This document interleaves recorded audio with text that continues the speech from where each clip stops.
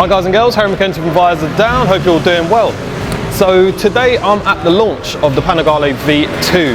Now this bike was actually launched in this Rimini about 3 weeks ago, just before EICMA, and it's kicking up quite a bit of a storm, and I'm so glad that we at Visordown managed to get our hands on it. So today we've been going around Jerez, MotoGP circuit, and what a breathtaking place to actually test this bike out and fully try and unleash its potential. Not that I really came close. But before I kick things off, going into the engine, suspension and stuff like that, I think we've got to address what's new on this bike. See, the actual core of this bike, which is that super quattro engine, is based off the 959 Panigale, which was around about 2015 or 2014 that was released. So it's a sort of evolution of that bike, if you will. First thing you can't miss is obviously the new face, pretty much stolen straight off the V4, but a little bit thinner without the aero winglets, which people either love or hate. What else is new? Well, they've also pinched the electronics package off the V4 as well. So it's got a 6-axis IMU, a 4.3-inch TFT dash. The suspension's been slightly tweaked by a couple of millimeters, nothing crazy, but it's enough to kind of shift the weight bias and stuff like this slightly more forward. The 959 didn't actually have a down quick shifter as well, but this machine does, because it's linked to the 6-axis IMU. Along with daytime running lights, new air scoops, slightly modified rear end, you get the big Panigale sort of bigger bike V4 special single-sided swing arm, and again the 959 had a double-sided swing arm. So those are really the key differences. Comfort seat, which is actually quite comfortable after razzing it around the ref today, but that's slightly longer, and that's really it. So that's pretty much all the key differences out of the way. So as I say, the core of this bike is that super quattro engine. So it's actually a 955cc V-twin. It's kicking out 155 brake horsepower, so that's 5 more than the last model. Now, whether you're going to feel that or not, probably not on the road, to be honest. I mean, on the track you can feel it's got a little bit more top end, it's got just that little bit more push and aggression when you crack the throttle. Still a little bit boggy low down, but once you get it singing, which is a bit odd, counterintuitive for a V-twin, once you get it singing and revving through the rev range, it's a delight. The engine's an absolute delight. Gearbox is ultra smooth. Even with a few shoddy shifts from my end, it still managed to go in gear and actually get me through to the corner. So even with all that increased power, believe it or not, it's actually more eco-friendly. So Ducati have somehow managed to kick out a little bit more power and make it Euro 5 compliant, which is the done thing in 2020, right? So onto the chassis and suspension then. So the actual engine itself is a stress member of the frame. So this bike doesn't really necessarily have a frame as such. It's got an airbox at the front, which the engine's linked to, and it's got a steel trellis rear subframe as well. Suspension up front, you're getting 43mm Showa, fully adjustable, and at the rear you're going to kind of get a side-mounted Showa monoshock as well. Again, fully adjustable. Right out of the box, I'd say on the track it's probably a little bit undersprung, to be honest. But then again, this bike's a road bike. Are you going to be wanting really firm suspension for road? Probably not. You're going to want a little bit of plushness. This bike offers that as a package. What I will say about the suspension is just how plush it is. The bike itself, with that rear single-sided swing arm as well, it changes the characteristics completely to the 959. Just a lot more forgiving. I think perhaps as well, being linked to the 6-axis IMU, you kind of got this thing in your head where it's like, the bike will save me. But it really does. You know, even with supercourses on, I managed to spin out the rear wheel just a bit, and it wasn't a sketchy moment. It's not one of those things you think, shit, you know, I'm going to crash, whatever. No, not at all. It just manages it really well. And it's the people, the wizards at Ducati have said that the traction control system is improved, and I would have to agree with that. So yeah, the minutest differences with the suspension, and literally the chassis modifications are 2mm more travel on the suspension at the front and the rear. As you'd expect from any Ducati, you can ride a Diavel, it handles. You can ride a V4, it handles. Of course, this handles well. Again, forgiving on the power, and it's very willing to tip in, and it doesn't sort of drop in and sort of you have to catch it or anything like this. It just kind of easily sweeps into each corner. You can trail brake nice and deep with the cornering ABS, or you can disengage that in the race mode, which we'll get to in a moment.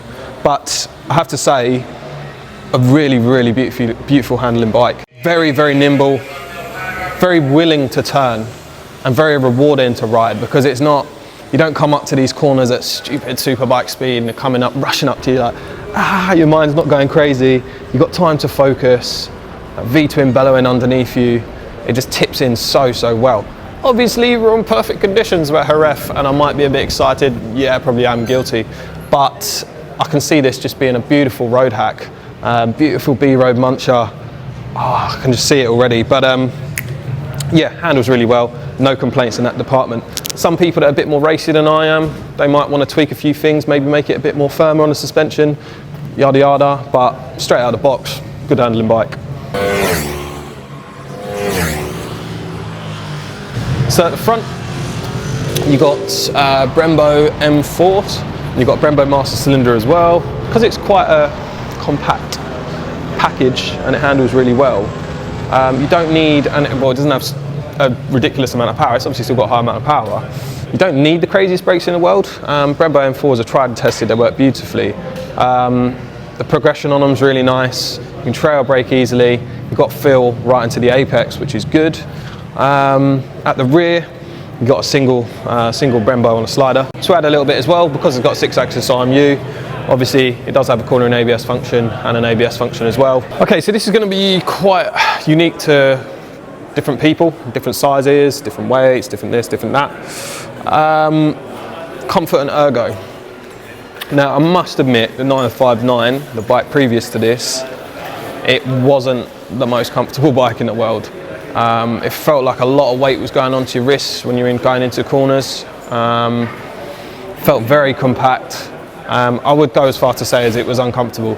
I am 6'4", so that would be a slight issue for anyone. I'd say the 959 would be a slight issue for anyone above sort of 6'2", possibly 6'1" actually. But this, although the pegs are in the same position, and pretty much, rake's slightly changed slightly, but everyone's pretty much in the same position. I think just the seat being slightly longer really helps to get you settled into the bike. The tank itself, the 951 was nigh on impossible to grip with your knees when you're on heavy braking. This is better, it's not perfect, it's definitely better, but I think maybe some tank grips on there might just help the rider out a bit, especially if you're taller. But I must say, a few people have reported that today, that they just feel a little bit over the top of the bike when they're on hard braking.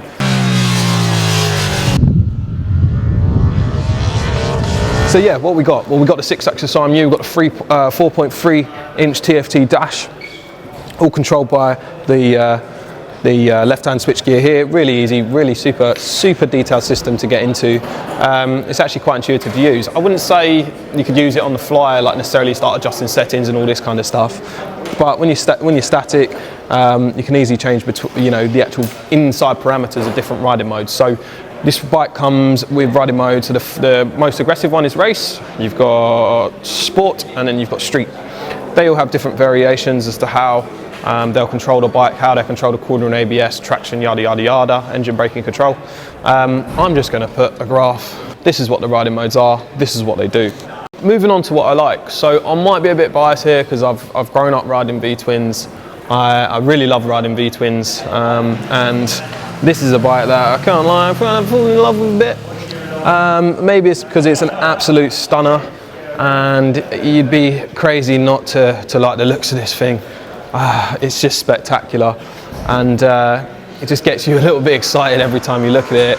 Then you hop on it, and then it just excites you even more, which is what a bike's all about. It's all about fun. So that's an important thing, and definitely something that I love about this bike. The progressive power, the willingness to turn in, the refined traction control system. We've been riding in the dry slightly and also in the wet, and the traction control system is honestly sublime. I didn't have any moments in the wet. We're on wet tyres, yeah, but again, you know, you expect to have a few little wobbles and a few little flappy moments, but no, not at all. So I must say I'm very impressed with that system. So there's a couple of practical things that aren't the greatest. As I say, I've touched upon the tank perhaps needing to be a little bit wider, a little bit more scooped with some grips just to help you grip onto the brakes and heavy braking. Little practical things, so the side stand's a little bit hard to grab onto with your foot, and I can see someone easily missing that. and yeah, perhaps drop in their pride and joy as we have seen in the past, or most likely so.